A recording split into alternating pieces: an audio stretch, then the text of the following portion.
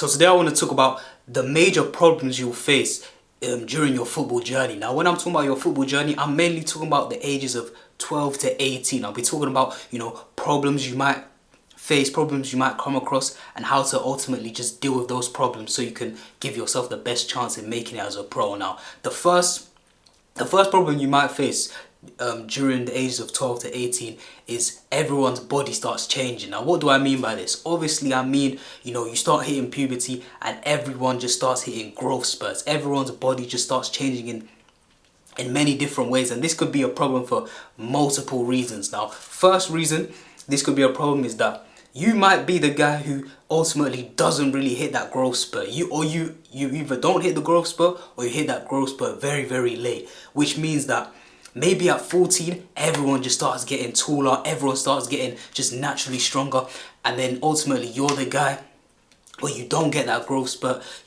Now you're shorter than everyone, and you may find yourself, getting bullied off the ball. Everyone's sort of just got naturally stronger due to puberty. So now you're the guy, you're getting bullied off the ball. You can't win any headers anymore.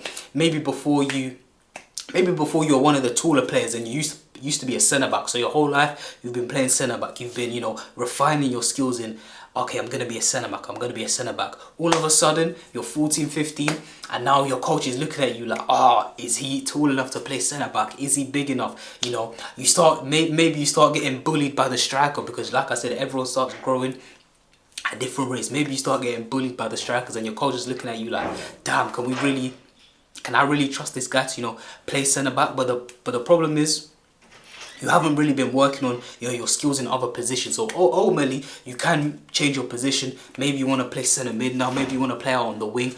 But it's obviously initially, once you actually change position, there's going to be an adaptation period, because you haven't really been, like I said, focusing on those positions. Your mind's just been, alright, cool, I'm going to be a centre-back, I'm a centre-back.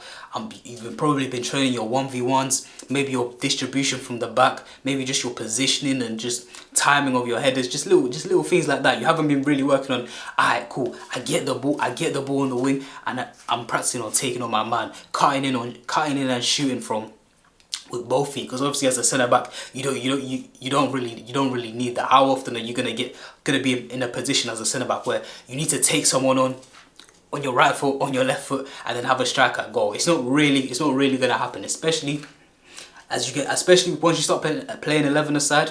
It's not really gonna happen. So obviously that's one issue where everyone starts hitting puberty. You might be the guy who doesn't get the growth spurt. However, on the opposite side of the spectrum, you could be the guy who hits the growth spurt, and this could actually be a problem as well, because initially you might think, there's no issue with that, what I'm saying? You get taller, you get stronger, no issue. It can only be an asset. But like I said, for the other guy as well, there's always an adaptation period. First of all, you might get growing pains. Now, if you don't know what growing pains are, growing pains is just when you're going through puberty and you're growing, you just start getting some pain in like your lower extremity. So you can start having pain in your knees, pain in your ankles. I know most commonly for people it's in their knees. I remember I had growing pains as well. But the thing is with me, bro, I had growing pains to the point where I couldn't even play for like what? I think it was like 2-3 months where it was too painful. But for me personally, I only grew to be 5'8", you understand? I had to endure all that pain literally just to grow only 2 inches. I remember when I had the growing pains, I said, at the very least, by the end of this, I'm gonna get to at least 5'10", 5'11", you know what I'm saying? I'm gonna be tall. But man literally went from 5'6" to 5'8". For all that pain for those 2 months, it was not worth it. But anyway, there's other guys who they go from like 5'4" to like 6'2". I've seen it in a guy I know. He's a little bit young. He's like 3 years younger than me. He literally went from like 5'7", and now he's like 6'3". Now obviously there's gonna be an adaptation period for him, because once you especially when you shoot up rapidly, you're gonna have to learn how to like just maneuver on the ball. Obviously you're gonna be just way more stiff on the ball, because you have to get used to basically just your new height. You have to get used to having longer limbs. You need to get used to maybe you need to change your dribbling style. Maybe you can't really have that sort of Bernardo Silva-esque type ball control, type dribbling. Maybe you have to transition into more like a Paul Pogba type of thing, where you allow yourself to take heavier touches simply because your strides are longer. You understand? Simply because your strides are longer, you have to, you know, change your dribbling style. You know, your timing is going to be a little bit off. Your timing with stuff is going to be a little bit off as well, because let's say you need to take a touch, do a certain movement, have a shot. It's literally just in the details of football. Literally just the little nuances. How far in front of you do you need to take your touch? Like I said, your dribbling style, your technique when you're shooting, all of them little things, you're gonna have to have an adaptation period when you grow taller. Like I said, especially for those guys, if you grow maybe 2-3 inches, it's probably not going to be that deep. It wasn't that deep for me, you know what I'm saying? But if you're shooting up from like 5'4" to like 6 foot, 6'1", 6'2", then there's going to be, like I said, a serious adaptation period. So yeah, that's another problem that you encounter during those certain ages. Those puberty ages, it's serious. You just have to get used to it. Like, I was watching the Crystal Palace documentary, and they were even talking about this guy where it's kind of like he shot up. He was like 5'5", 5'6", and he shot up to like 6'2". And they were talking about how he looks very like awkward on the pitch. Obviously, they mentioned that he was struggling with growing pains as well. He was experiencing pains in his knees, and obviously they were concerned because they were like, yo, he's looking awkward on the pitch. But ultimately, they did give him, you know, that sort of adaptation time to, you know, really adjust, really, you know, figure things out. But obviously, because of that, his performances sort of decreased for a little bit, because like I said, he just hadn't got used to, you know, just having longer arms, longer legs, just knowing how to maneuver. Like I said, he probably had to change up his dribbling style. And yeah, your body's just gonna change, whether it's you getting left behind by other people, whether that's you getting left behind by other people. Maybe other people shoot up, get stronger. You're gonna have to adapt. You're gonna have to adapt your game now, because maybe before you were all the same height, and maybe you were a little bit stronger than your friends. So, you know, you could ultimately take your time on the ball, get it, and then sort of hold people off. But now, when you try to do that, you're getting shrugged off the ball. So now you sort of have to change your approach. Now you have to sort of, you know, be more intelligent. Maybe you have to, you know, improve your ability to scan the pitch, improve your spatial awareness, because you know you need to be quick on the ball. Because obviously, before you used to enjoy getting into those duels where you had to hold off your man, but now, because everyone's sort of hit puberty, everyone sort of shut up, you have to sort of avoid those duels, or figure out better ways on how to protect the ball. You understand? And even with me, this is not a puberty thing as well, but in terms of changes to your body, I remember when I've told this story before, when I was like 14, 15 during COVID, I remember I used to be really fat. I used to be overweight. So I was literally I used to be that literally typical overweight, you know, the fat centre mid who he can't really run, he can't really get about the pitch, but he had a good touch, he had good technicals, you know, he could pass the ball, he could strike the ball. That used to be me. And even after I lost the weight, I was still playing like that, because obviously I've been seeing myself as, you know, the fat centre mid for so long, that even the first few games after I really lost the weight, the first few games back from COVID after I really lost the weight, there were certain things, it's like I could really get up and down the pitch, but for some reason I wasn't doing it, because it's like in my mind I'd forget that, oh, okay, I'm not that fat guy anymore. So it really took me like 2-3 games to really, you know, recognize, yo, I could get up and down this pitch and I'm not even tired. You understand? I feel like when I was fat, I was so scared of, you know, someone knocking the ball, let's say it's a midfield battle, the other centre mid, you know, just sort of knocking the ball past me and just out sprinting me all the time. So I'd always, you know, drop back, because I was so afraid of, you know, getting outpaced basically. But as soon as I lost the weight, it's like I had to sort of tell myself, yo, you can get tired, because even if you can get like tired to your mind, because even if he tries to knock it in behind, it's like, yo, you're quick enough now to, you know, recover, you're quick enough to, you know, make that recovery run. If the guy tries running past me, just stick out a forearm there, win the ball, you know what I'm saying? And it's like just little things like that. You just have to, as a young player, you just have to get used to sort of your body change. You understand? There's gonna be that adaptation period. Whether it's, like I said, whether that's you getting taller, whether that's you losing weight, getting stronger, getting faster. You're just gonna have to adapt to sort of your new abilities. For some people, it can be very drastic. For other people, it might be minor. You understand? It might be puberty, or it might be something that you've done yourself. Maybe you've been really going hard in the gym, you know what I'm saying, going hard in the gym, improving your strength, improving your power. And because you've always been known as, you know, the weak guy, that sort of bled into your subconscious.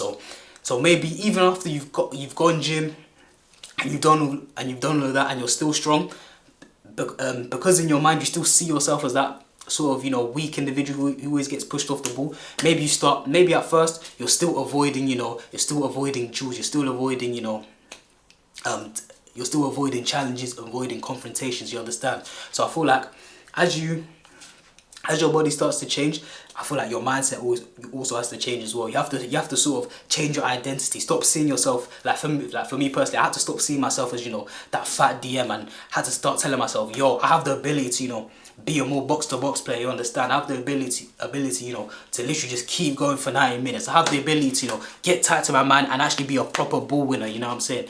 And be a proper ball winner and not be afraid to get tight to my man, because like I said, it's not like before when I was fat where they could just, you know, knock the ball and run past me, understand? So literally you just sort of have to change your identity as well as your body starts to change as well. But that's probably the first thing that you're gonna first problem you're gonna encounter during those sort of ages, you know, 12, 13, 14, 15, 16. That's probably the first thing you're gonna encounter, where everyone's body starts to change. And this is why I always say if you're like 10 years old, 11 years old, being the best player does not matter at all, because like I said, there's so many different factors, and this is just one of them. So many different factors as to why you just have to keep going, you just have to keep training and just sort of stay the course until you're about 18 years old. I feel like once you get to like 16, 17, that's when you can actually start making judgments, start making assessments. But before then, there's so many things that can happen to the point where it's like, yeah, being the best player at 12, 11, 12, 13 doesn't mean a thing. A lot of the time, the best players at 12 years old, 13 years old, those are not the guys who end up, you know, playing at a higher level. But more time because they get complacent, you know, they feel entitled, they get privileged, you know, they don't work as hard. Whereas, you know, the guys who are like, obviously you got your tier 1 guys, but then it's normally like the guys who are like the tier 2 guys. The tier 2 guys who, they're good players, but they're not known as the elite players. They're not known as the academy players or the guys that are close to academy players. Maybe they're like the semi-pro players. Those are the guys who, you know, end up playing on for longer because they've got that chip on their shoulder, you understand? You know, they've probably been released from an academy, or they've probably been turned down during trials, and I feel like they have that chip on their shoulder where it's like, yo, they want to prove people wrong. They sort of have the knowledge that they need to work harder. They actually need to improve their game. Whereas if you get a guy who's always been in the academy all his life, you know what I'm saying, he's been the star boy, he might just get complacent. And then as soon as, you know, certain things happen where people's body starts to change, or people just get better in general, or people mentally, people's football intelligence just increases, that's when they start to fall off, you understand? Because obviously at 10, 11 years old, maybe that player was just dribbling past everyone, but as soon as people get a little bit more intelligent, a little bit more clever with what they do on the pitch, you can't really do that anymore. And as soon as you take out that element of that player, you know, being able to dribble everyone, it's sort of like, he used to be able to dribble past everyone, but has he mastered the fundamentals, you understand? Maybe this player, like I said, could dribble everyone, but hasn't mastered the fundamentals. Maybe his first touch isn't great. Maybe he doesn't know he doesn't know how to take the ball on his back foot. Maybe he doesn't know how to play, you know what I'm saying? Maybe he doesn't know how to play, you know, like a 20-yard forward pass, you know what I'm saying? Just the basic fundamentals. Maybe he hasn't learned how to, you know, scan the pitch. He hasn't worked on his spatial awareness. But yeah, anyway, I went on a bit of a tangent there, but it's literally that's the first problem you might encounter as a young footballer, where puberty, where you sort of just have to adapt and just sort of form a new identity for, you know, who you are as a player. Because you're ultimately, if your changes are drastic, you're gonna have to probably change position, or you're probably gonna be seen as a different type of player by your teammates and your coaches. Now the next point is balancing school and football. Now this was a major one for me, because I remember when I used to be, because obviously in secondary you're in school from like 9 AM to like 3 PM, you understand? So obviously if you're not from the UK, secondary is literally from like ages 11 all the way to like age 16. So Like I said, that's the developmental stages for your football. But obviously, because you're in school from like 9 a.m. to 3 p.m, and obviously in the UK, most of the time in winter, it gets dark by about 4:30. It's very rare where I would get time to train, you understand? I literally have to, rush home really quickly. Maybe like at the start of the year, maybe like September, October times, I would get to, maybe I'd get an hour, you know what I'm saying? Maybe it'd get dark at like 5:30, and maybe I'd have, a spare hour after school to, go out onto the pitch and, work on a few things. But as soon as it hit like November, December times, even January, it was like, nah, I couldn't do it, because like I said, it would get darker. Like the clocks would go backwards, or the clocks would go forward. I don't know which one. But yeah, the clocks would change, and I'd literally get dark at like 4 p.m, and it was like, damn, you can't even train, you understand? Especially on the days where, you don't have training, you don't really have anything to do, and you want to go play football. It's kind of like, it's too dark. You can't really find, it's too dark. You can't really go to the park. Like I said, the darkness. Obviously, I couldn't even go to the AstroTurf because the Astro would be booked out, you understand? The Astro would be booked out because the Astro was probably the only place where it actually had lights, you understand? Where the lights would come on, and you can actually see and, work on your game. But the pitch would always be booked out. So as a young player, you're probably going to deal with balancing school and football. Not even that, but maybe you go to one of them schools where you get a lot of homework, a lot of assignments. Obviously, you get to that stage where you start doing your GCSE, you start doing your, you know what I'm saying, you just start getting, random stuff, your mocks, and then the proper GCSEs as well, you understand? But in terms of balancing school, I would just say to young players like that, look, whenever you get the opportunity, just take it. Because I remember when I was in college, sometimes I'd get a late start, you understand? Sometimes I get to start at 11 a.m. and them days where I get to start at 11 a.m, I literally go down to the Astro and just get a training session. And just get a training session in maybe an hour and a half, and then go to college. Or there'll be them days where I'd finish college at like 1 p.m. instead of 3 p.m. Again, just take the opportunity to go and go work on my game, basically. So that would be my advice. Literally, just whatever opportunity you can get before school, after school, whatever you can do to fit in. Especially if you live in a place where it doesn't really, there's no winter. Especially if let's say you live in America, you live in somewhere like Florida or something, or you live in California. Obviously, you guys are lucky because I'm pretty sure you guys don't really get winters. You don't really get cold winters. It's pretty much sunny all year round. So, like for you guys are lucky. But if you live in like cold climates like me, you just sort of have to take what you can get. And especially when it comes to like assignments or upcoming tests, just know beforehand. Just know like 2 weeks in advance, 3 weeks in advance, a month in advance, so that you don't have to miss any training sessions, you don't have to miss any matches just because you're studying for your exams, you understand? Know what you have coming up in the next week, in the next 2 weeks, in the next 3 weeks, so you can sort of arrange. So you can start studying early.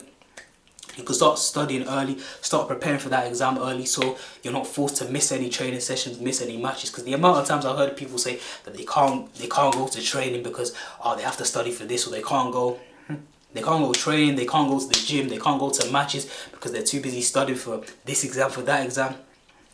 It's like, nah, that's dead, you understand? Like me personally, I can't, like, even if I had an exam, I wasn't trying to miss training, I wasn't trying to miss matches or miss the gym. I would still go. I'll just have to stay up late at night, you understand? But if you don't want to stay up late at night, just make sure you prepare before, a week before, 2 weeks before. Just know when you have important tests coming up, you understand? Just plan beforehand. It's not that hard. Just know when you maybe have a science exam here, maths exam here, English exam here. Just sort of know at least a week in advance, preferably like 3 or 4 weeks in advance. But if you don't really know that information, at least a week in advance, so you can actually plan out your training session, plan out your matches, know what days you're gonna study, and know what days you're gonna study, so you can actually go to your team training sessions, go to your team matches, so you don't have to miss anything. But that's all I got to say for this vid. I hope you enjoyed. I'm JT, and I'm out.